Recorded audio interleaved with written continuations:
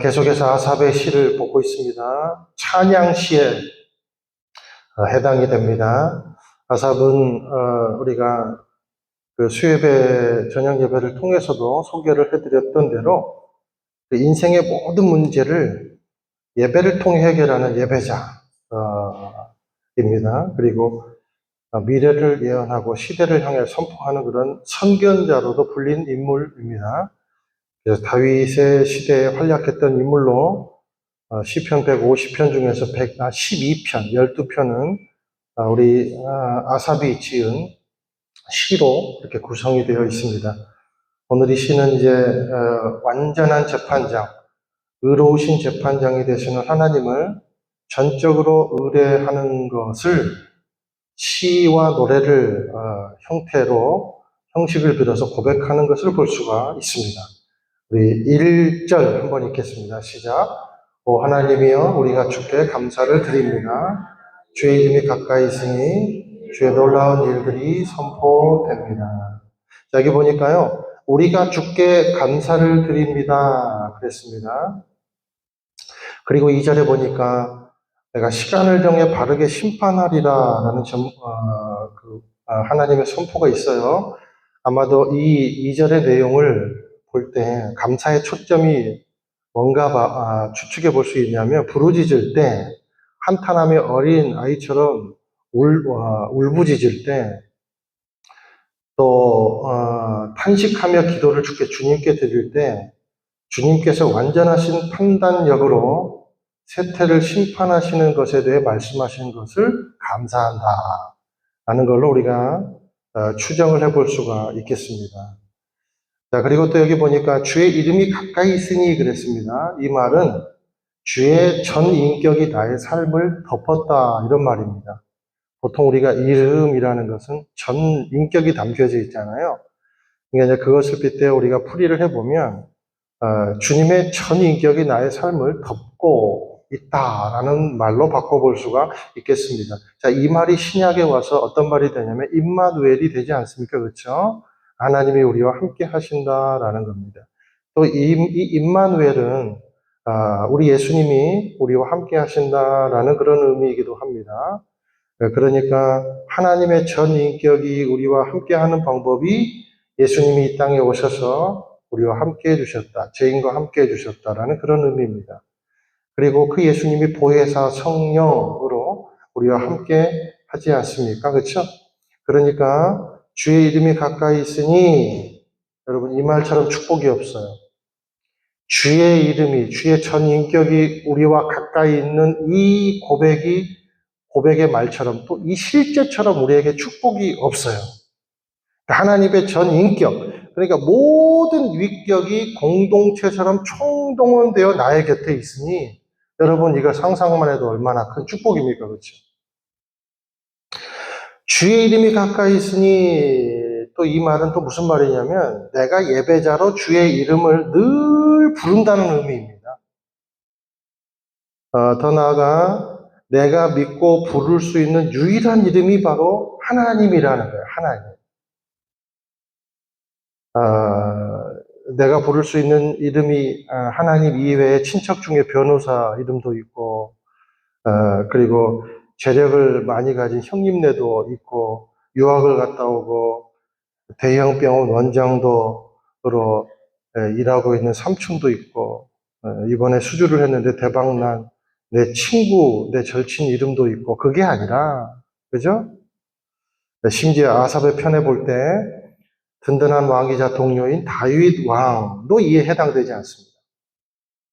다윗 왕도 아삽의 배경이 되지 않아요. 오직 누가 배경이 됩니까? 하나님의 이름만이 내 실력이 된다는 거예요. 사랑하는 여러분, 저와 여러분의 유일한 실력은 하나님이신 줄로 믿습니다. 저와 여러분이 오직 하나님의 이름만이 실력이 되는 그 위력을 실감하는 인생이 되기를 예수님의 이름으로 축원드립니다.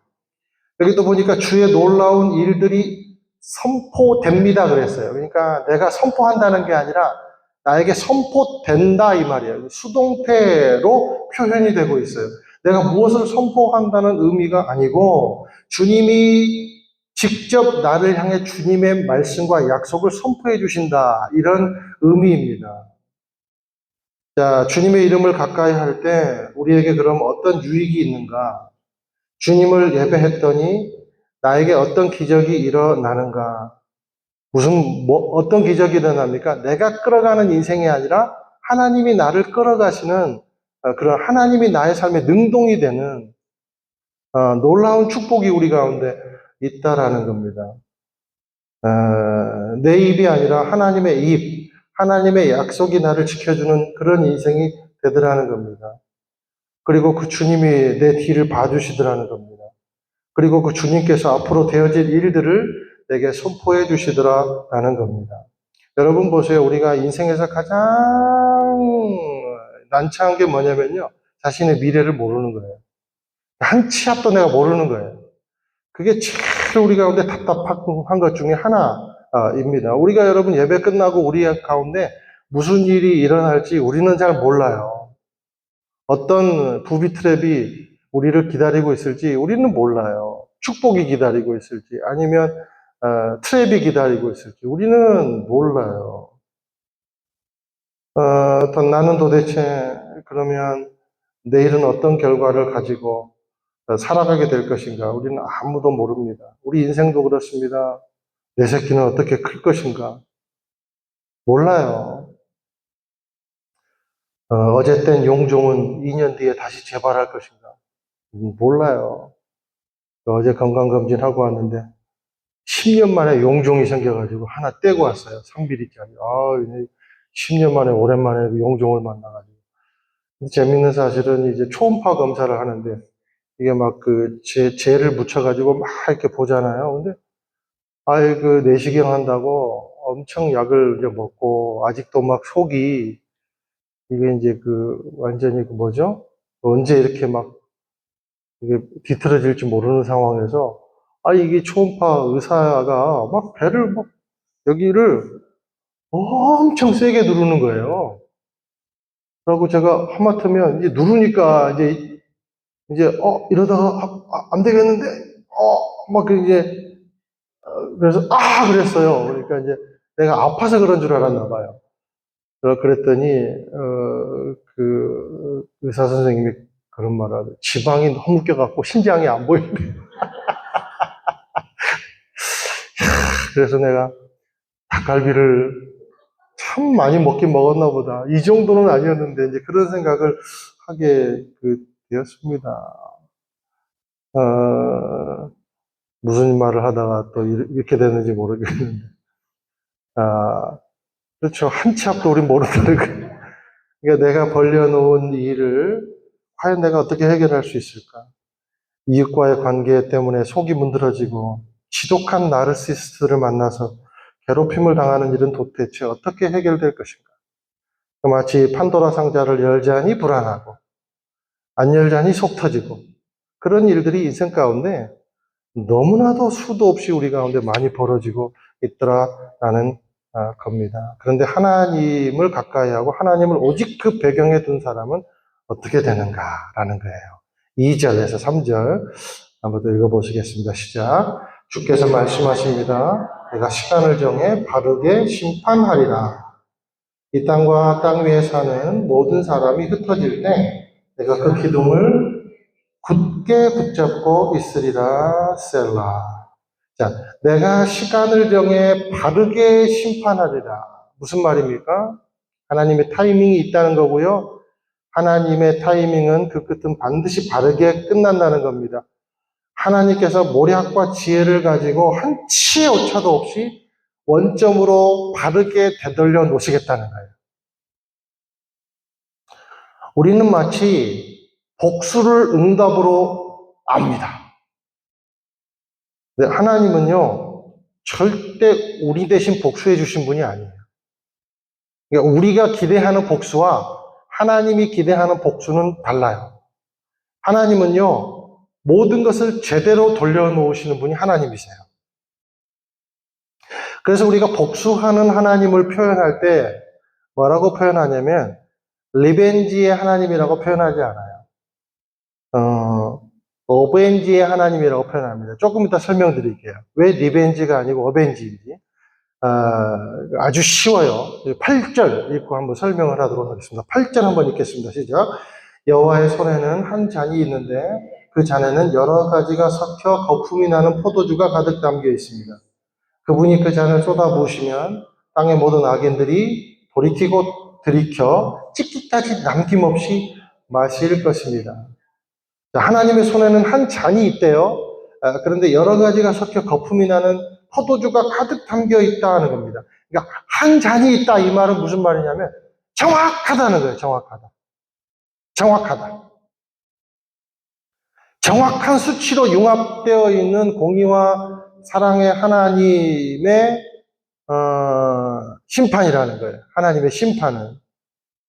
그러니까 어머나 내가 이 잔이 두 잔이 있는데 10잔이 있는데 헷갈렸네 이게 아니라 오직 한 잔의 포도주, 그러니까 포도주는 심판을 말하거든요.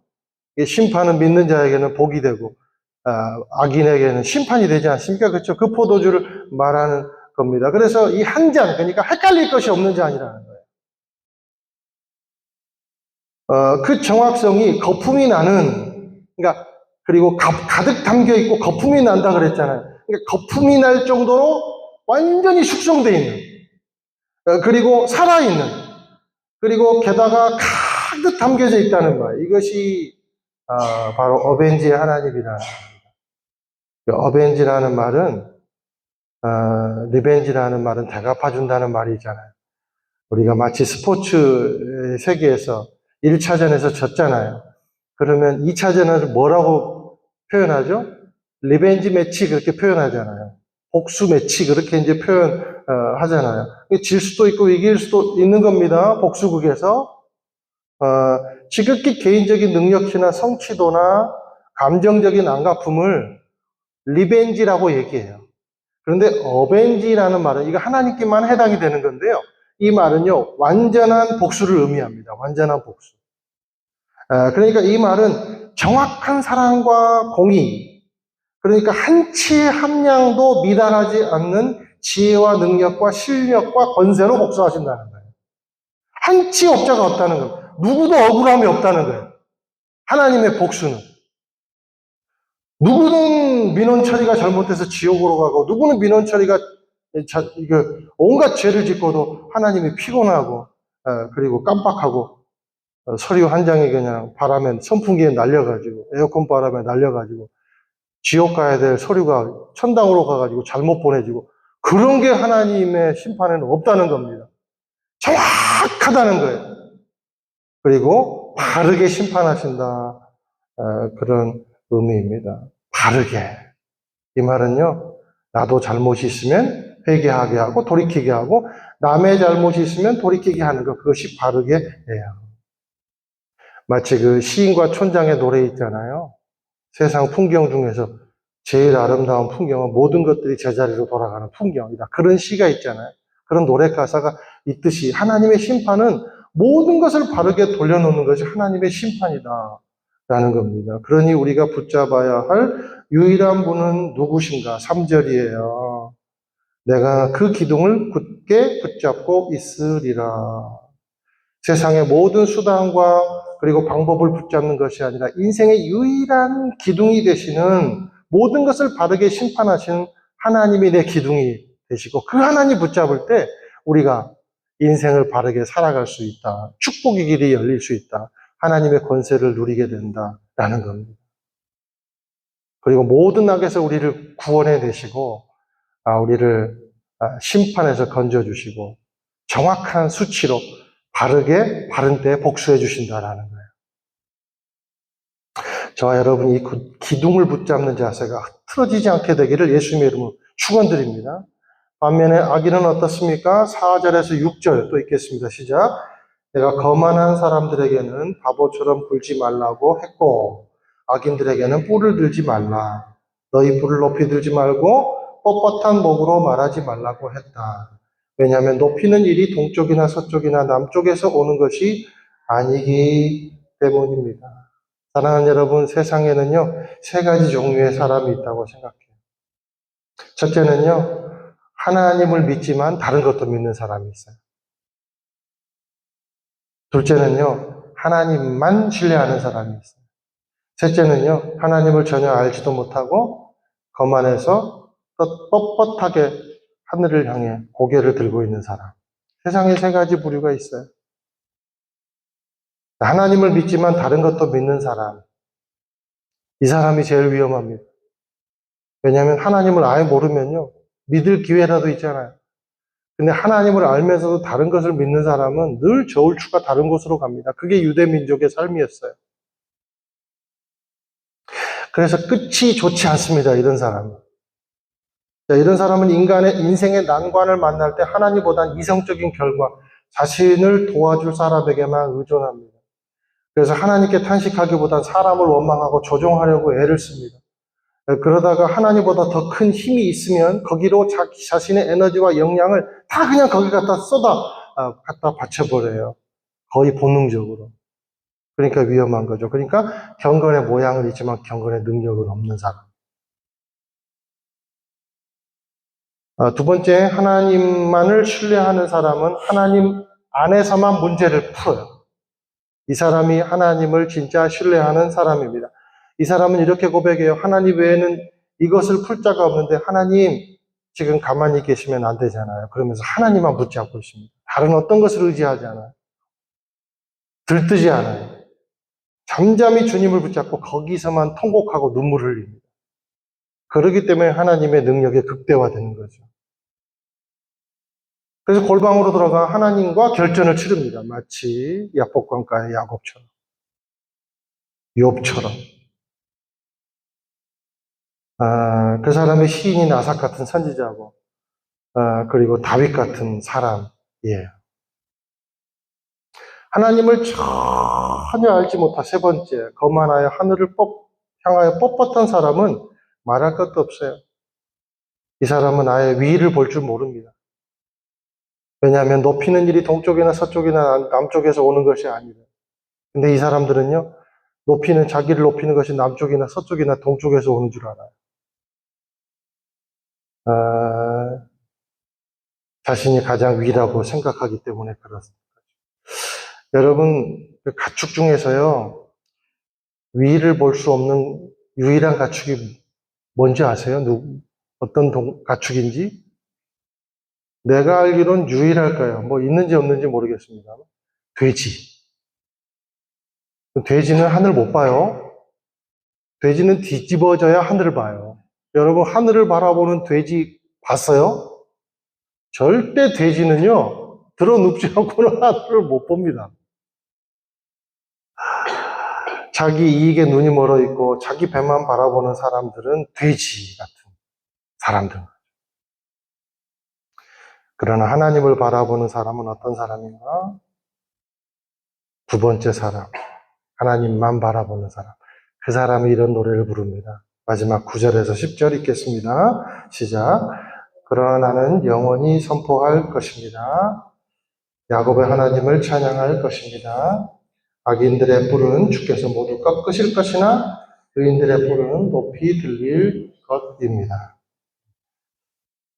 수많은 인생의 난관들 앞에 흔들려야 흔들 수 없는 하나님의 약속과 성품만을 믿고 나아가 이렇게 나는 영원히 하나님을 내 평생 하나님을 찬양하고 섬기겠습니다.